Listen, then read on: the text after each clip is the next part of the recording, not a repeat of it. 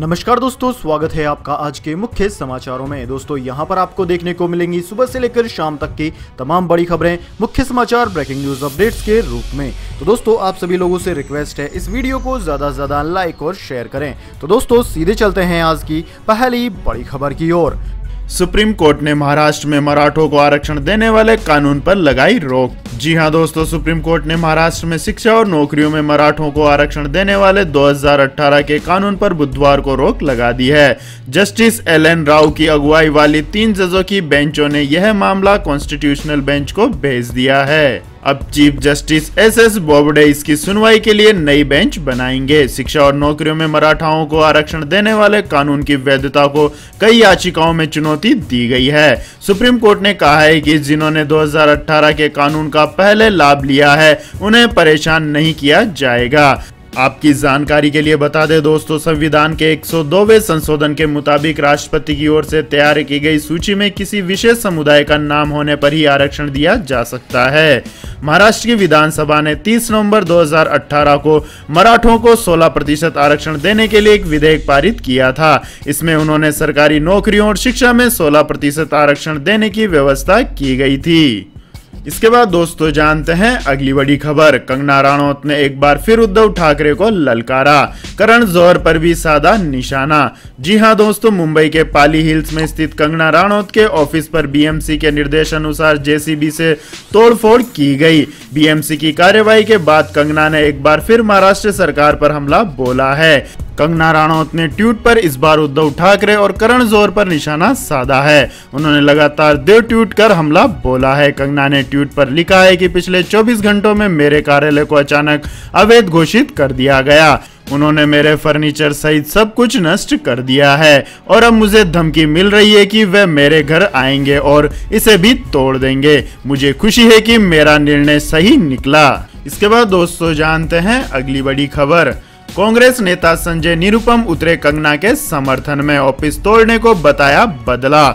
जी हां दोस्तों, कांग्रेस नेता संजय निरुपम ने बॉलीवुड अभिनेत्री कंगना राणौत के दफ्तर को तोड़ने की बीएमसी की कार्यवाही पर सवाल खड़े किए हैं। संजय निरुपम ने राज्य में गठबंधन सहयोगी पार्टी शिवसेना पर निशाना साधते हुए कहा है कि कहीं एक ऑफिस के कारण शिवसेना खत्म होनी न शुरू हो जाए। इतना ही नहीं, निरुपम ने इस पूरी कार्यवाही को बदले की कार्यवाही बताया है। उन्होंने कहा है कि बदले की कार्यवाही की उम्र बहुत छोटी होती है। आपको बता दें कि महाराष्ट्र में शिवसेना, राष्ट्रवादी कांग्रेस पार्टी और कांग्रेस के गठबंधन वाली महाविकास आघाड़ी की सरकार है। इसके बाद दोस्तों जानते हैं अगली खबर। इजराइल यूएई समझौते में अहम भूमिका के लिए ट्रंप को नोबेल शांति पुरस्कार के लिए किया गया नामित। जी हां दोस्तों, अमेरिकी राष्ट्रपति डोनाल्ड ट्रंप को अगले साल 2021 के नोबेल शांति पुरस्कार के लिए नामित किया गया है। नॉर्वे के सांसद क्रिश्चियन टाइब्रिंग-गेजेट ने ट्रंप को इस प्रतिष्ठित पुरस्कार के लिए नामित किया है। क्रिश्चियन टाइब्रिंग-गेजेट ने इजराइल और संयुक्त अरब अमीरात के बीच शांति समझौते में ट्रंप की महत्वपूर्ण भूमिका को देखते हुए उनको इस चर्चित पुरस्कार के लिए नामित किया है। साल 2018 में भी ट्रंप को इस पुरस्कार के लिए नामित किया जा चुका है। इसके बाद दोस्तों जानते हैं अगली खबर। प्रधानमंत्री नरेंद्र मोदी लॉन्च करेंगे प्रधानमंत्री मत्स्य संपदा योजना, खर्च होंगे 20,000 करोड़ रुपए। जी हां दोस्तों, प्रधानमंत्री नरेंद्र मोदी आज प्रधानमंत्री PMMSY यानी मत्स्य संपदा योजना को लॉन्च करेंगे। इस कार्यक्रम में 55 लाख लोगों को रोजगार मिलने की उम्मीद है। साथ ही देश में अब मछली कायो बैंक स्थापित किया जाएंगे। इसके जरिए किसान जरूरी प्रजातियों के मछली शुक्राणुओं के जरिए मत्स्य उत्पादन को बढ़ा पाएंगे। इस योजना के तहत इससे 5 सालों में अतिरिक्त 70 लाख टन मछली का उत्पादन हो सकेगा। यह मत्स्य एक्सपोर्ट को 2 गुना बढ़ाकर 1 लाख करोड़ रुपए तक देगी। इसके बाद दोस्तों जानते हैं अगली खबर। कंगना के ऑफिस पर बीएमसी की कार्रवाई से शरद पवार नाराज, उद्धव ठाकरे से की मुलाकात। जी हां दोस्तों, एनसीपी अध्यक्ष शरद पवार ने कंगना राणौत के ऑफिस में बीएमसी द्वारा तोड़फोड़ किए जाने पर नाराजगी जताई है। इसे लेकर उन्होंने महाराष्ट्र के मुख्यमंत्री उद्धव ठाकरे से मुलाकात की है। मुख्यमंत्री आवास वर्षा पर दोनों की बैठक हुई। दोनों के बीच करीब पौने घंटे तक चर्चा हुई। हालांकि दोनों के बीच क्या बातें हुई इसे लेकर अभी तक कोई आधिकारिक जानकारी सामने नहीं आई है, लेकिन सूत्रों के मुताबिक दोनों नेताओं के बीच कंगना के मुद्दे और मराठा आरक्षण पर चर्चा हुई है। इसके बाद दोस्तों जानते हैं अगली खबर। लेकिन दोस्तों अगली खबर जानने से पहले आप लोगों से गुजारिश है कि इस वीडियो में दिखाई गई खबरें अगर आपको पसंद आई हो तो इस वीडियो को लाइक करें, कमेंट करें और हमारे चैनल को सब्सक्राइब करें। तो दोस्तों जानते हैं अगली खबर। प्रधानमंत्री गरीब कल्याण योजना से 42 करोड़ गरीबों को मिली 68,820 करोड़ रुपए की मदद। जी हां दोस्तों, प्रधानमंत्री गरीब कल्याण योजना के तहत अब तक लगभग 42 करोड़ गरीब लोगों को 68,820 करोड़ रुपए की आर्थिक मदद प्राप्त हुई है। केंद्रीय वित्त मंत्रालय द्वारा जारी आंकड़ों के अनुसार PMGKY के तहत 8.94 करोड़ लाभार्थियों को पीएम किसान की पहली किस्त के भुगतान के लिए 17,891 करोड़ रुपए की राशि स्वीकृत की गई है। 20.65 करोड़ महिला जनधन खाता धारकों को पहली किस्त के रूप में 10,325 करोड़ रुपए दिए गए। महिला जनधन खाता धारकों को दूसरी किस्त के रूप में 10,315 करोड़ रुपए उनके खाते में जमा किए गए। महिला जनधन खातों को तीसरी किस्त के रूप में 10,312 करोड़ रुपए दिए गए। वहीं इस योजना के तहत 2.81 करोड़ बुजुर्ग विधवाओं और दिव्यांगों को 2 किस्तों में कुल 2,814.5 करोड़ रुपए वितरित किए गए। इस प्रकार 2.81 करोड़ लाभार्थियों को 2 किस्तों में लाभ हस्तांतरित किए गए। केंद्रीय वित्त मंत्रालय द्वारा जारी आंकड़ों के अनुसार प्रधानमंत्री गरीब कल्याण पैकेज के तहत 1.82 करोड़ भवन तथा निर्माण श्रमिकों को 4,987.18 करोड़ रुपए की वित्तीय सहायता प्रदान की गई।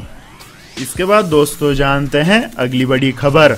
1 अक्टूबर से विदेश भेजे जाने वाले पैसों पर लगेगा 5% टैक्स।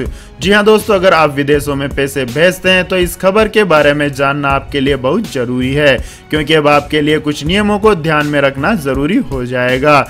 जो लोग विदेश पैसे भेजते हैं उनको 1 अक्टूबर से लागू होने वाले TCS प्रावधान को ध्यान में रखना होगा। 2020 के फाइनेंशियल एक्ट के मुताबिक RBI के लिबरलाइज्ड रेमिटेंस स्कीम के तहत विदेश भेजे जाने वाले पैसे पर 5% TCS देना होगा। इसके बाद दोस्तों जानते हैं अगली बड़ी खबर। रेलवे बना रही है नया टाइम टेबल। 500 ट्रेनें और 10,000 स्टॉपेज हो सकते हैं बंद। जी हां दोस्तों, इस महामारी के कारण रेल व्यवस्था ठप पड़ी है। चुनिंदा ट्रेनों को छोड़कर बाकी बंद है और कब तक हालात सामान्य होंगे कुछ कहा नहीं जा सकता। इसी बीच खबर है कि भारतीय रेलवे ने इस पर मंथन शुरू कर दिया है कि महामारी खत्म होने पर ट्रेनें चलाई जाएंगी तो क्या व्यवस्था रहेगी। खास तौर पर टाइम टेबल पर जोर दिया जा रहा है। कहा जा रहा है कि रेलवे 500 से अधिक ट्रेनों को बंद करने पर फैसला कर सकती है और इसी तरह 10,000 स्टेशनों पर ट्रेनों के स्टॉपेज भी बंद कर दिए जाएंगे। इसके बाद दोस्तों जानते हैं अगली खबर। पीएफ खाता धारकों के लिए खुशखबरी, अब मिलेगा 7 लाख तक का एक्स्ट्रा फायदा। जी हां दोस्तों, केंद्र सरकार ने बुधवार को कहा है कि कर्मचारी भविष्य निधि संगठन ने कर्मचारी जमा बीमा योजना के तहत अधिकतम आश्वासन लाभ को बढ़ाकर 7 लाख कर दिया है। EDLI योजना अनिवार्य रूप से कर्मचारी भविष्य निधि योजना के सभी ग्राहकों को जीवन बीमा की दिशा में योगदान करने के लिए प्रदान की जाती है।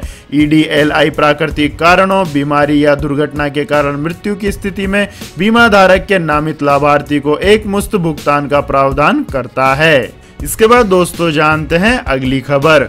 मनुष्य की आंख की तरह दिखाई देता है ब्रह्मांड। नासा ने जारी की ये दुर्लभ तस्वीरें।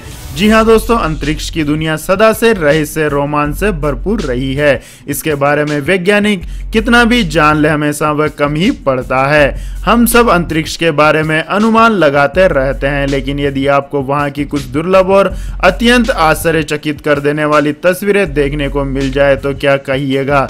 नासा ने यह काम आसान कर दिया है। जी हां दोस्तों, अमेरिकी अंतरिक्ष एजेंसी नासा ने ब्रह्मांड की कुछ आश्चर्यजनक और अभूतपूर्व तस्वीरें जारी की है। इसमें आकाशगंगाएं, सुपरनोवा के अवशेष तारे, प्लांटेरी नेबुला शामिल हैं। इन्हें दुनिया के सबसे शक्तिशाली एक्सरे दूरबीन चंद्र एक्सरे ऑब्जर्वेटरी से खींचा गया है। यह वेधशाला वैज्ञानिकों को ब्रह्मांड में विभिन्न उच्च ऊर्जा वाले क्षेत्रों की एक्सरे इमेज को खींचने में मदद करती है। इसके बाद दोस्तों रुक करते हैं आज के मौसम समाचार का। तो दोस्तों अगले 24 घंटों के दौरान केरल, दक्षिणी आंतरिक कर्नाटक, मध्य महाराष्ट्र, उड़ीसा, असम, मेघालय और नागालैंड में मध्यम से भारी बारिश जारी रहने के आसार हैं। वहीं बिहार, पूर्वी उत्तर प्रदेश, झारखंड, मध्य प्रदेश के पूर्वी और दक्षिणी भागों, छत्तीसगढ़, दक्षिण पूर्वी गुजरात, विदर्भ, तेलंगाना, रायलसीमा, उत्तरी आंतरिक कर्नाटक, तमिलनाडु और पूर्वोत्तर भारत के बाकी हिस्सों में हल्की से मध्यम बारिश का अनुमान है।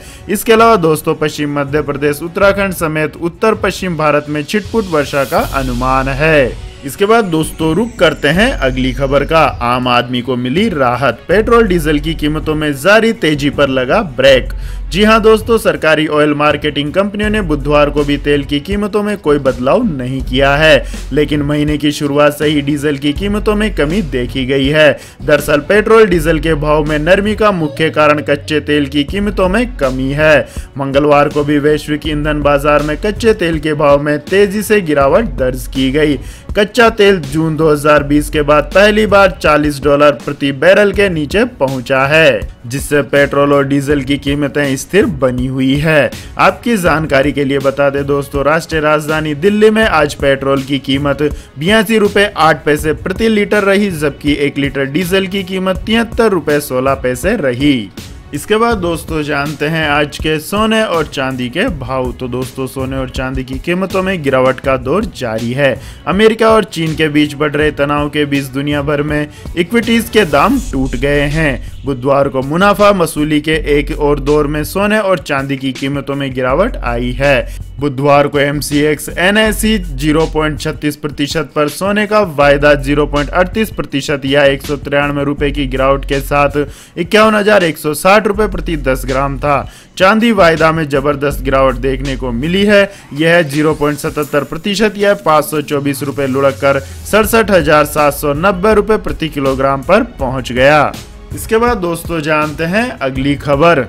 भारत में जल्द वापसी कर सकता है PUBG, चीन से सारे नाते तोड़ने की तैयारी में कंपनी। जी हां दोस्तों, भारत सरकार ने पिछले हफ्ते देश में 118 चीनी ऐप्स पर प्रतिबंध लगाने का आदेश दिया था, जिसमें popular battle royal game PUBG भी शामिल है। बैन को लेकर गेमिंग कम्युनिटी परेशान है, लेकिन हमारे पास कुछ अच्छी खबर है। दरअसल ब्लू होल के तहत original internal gaming PUBG corporation ने ऑफिशियल स्टेटमेंट जारी किया है। PUBG कॉर्प के मुताबिक ये पूरी स्थिति से अवगत है और प्रतिबंध के पूरे मुद्दे पर सक्रिय रूप से विचार कर रहा है। साथ ही यह भी कंफर्म हुआ है कि भारत में PUBG मोबाइल पर Tencent गेम्स के कंट्रोल को खत्म कर दिया जाएगा और इसकी सभी पब्लिशिंग जिम्मेदारी PUBG कॉर्प के पास आ जाएगी। अनिवार्य रूप से इसका मतलब यह है कि original south Korea based gaming company इसकी जिम्मेदारी को संभालने वाली है और ऐसा होने पर जल्द ही देश में PUBG पर से बैन को हटाया जा सकता है। इसके बाद दोस्तों जानते हैं अगली बड़ी खबर। चीन में मानवाधिकार उल्लंघनों की जांच के लिए एकजुट हुए 300 मानवाधिकार संगठन।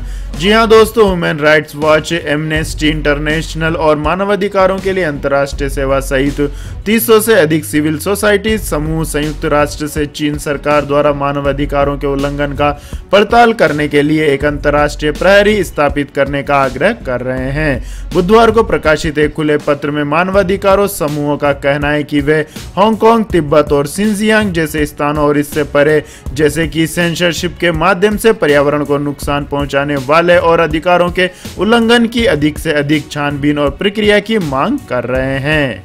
चीन द्वारा अधिकारों के उल्लंघन पर ध्यान केंद्रित करने के लिए एक स्वतंत्र अंतर्राष्ट्रीय तंत्र के निर्माण का आह्वान हांगकांग में विरोध प्रदर्शनों और हिरासत केंद्रों जैसे मुद्दों से निपटने के लिए बीजिंग पर और अंतर्राष्ट्रीय दबाव बनाने की जरूरत है। चीन के पश्चिमी सिंजियांग प्रांत में उइगर मुसलमानों के लिए बने हिरासत केंद्र जो यातना केंद्र जैसे हैं, उन्हें चीनी सरकार द्वारा व्यावसायिक या प्रशिक्षण केंद्र कहती है। इसके बाद दोस्तों जानते हैं अगली बड़ी खबर। लाल निशान पर बंद हुआ शेयर बाजार, सेंसेक्स में 171 अंकों की आई गिरावट। जी हां दोस्तों, आज शेयर बाजार गिरावट के साथ बंद हुआ। सेंसेक्स 171.43 अंक गिरकर 38,193.52 और निफ्टी 39.35 अंक के नुकसान के साथ 11,278 अंक पर बंद हुआ। एशियाई बाजारों में गिरावट के बाद स्थानीय बाजारों में भी बिकवाली दबाव बढ़ने से बुधवार को बंबई शेयर बाजार का सेंसेक्स 171 अंक गिरकर 38,200 अंक से नीचे आ गया है। वहीं निफ्टी भी 11,300 अंक से नीचे बंद हुआ। इसके बाद दोस्तों जानते हैं अगली बड़ी खबर। दिसंबर तक 10 करोड़ सस्ते मोबाइल फोन मार्केट में उतारेगा रिलायंस जियो। जी हां दोस्तों, रिलायंस जियो इस साल दिसंबर तक 10 करोड़ सस्ते स्मार्टफोन लॉन्च करेगा। जियो का नया स्मार्टफोन 4G और 5G टेक्नोलॉजी को सपोर्ट करेगा। मीडिया रिपोर्ट्स के अनुसार रिलायंस जियो का यह सस्ता स्मार्टफोन गूगल की साझेदारी में लॉन्च किया जाएगा। फोन के साथ डेटा ऑफर भी मिलेगा। जियो के नए स्मार्टफोन के आने से चीनी स्मार्टफोन कंपनियों जैसे Xiaomi, Realme, Oppo और Vivo को जोरदार झटका लग सकता है, जो भारत के लो कॉस्ट स्मार्टफोन मार्केट में काफी दबदबा रखती है। इन चीनी कंपनियों का करीब 14,713 करोड़ रुपए के भारतीय मार्केट पर कब्जा है। इसमें से स्मार्टफोन की हिस्सेदारी करीब 7,360 करोड़ रुपए की है। तो यह थी दोस्तों आज की सभी महत्वपूर्ण बड़ी खबरें। तो दोस्तों आपको हमारा ये वीडियो कैसा लगा कमेंट करके जरूर बताएं और हमारे इस वीडियो को अधिक से अधिक लाइक और शेयर करें। साथ ही हमारे चैनल को सब्सक्राइब करके बेल आइकन का बटन भी दबा लें। धन्यवाद। जय हिंद, जय भारत, वंदे मातरम।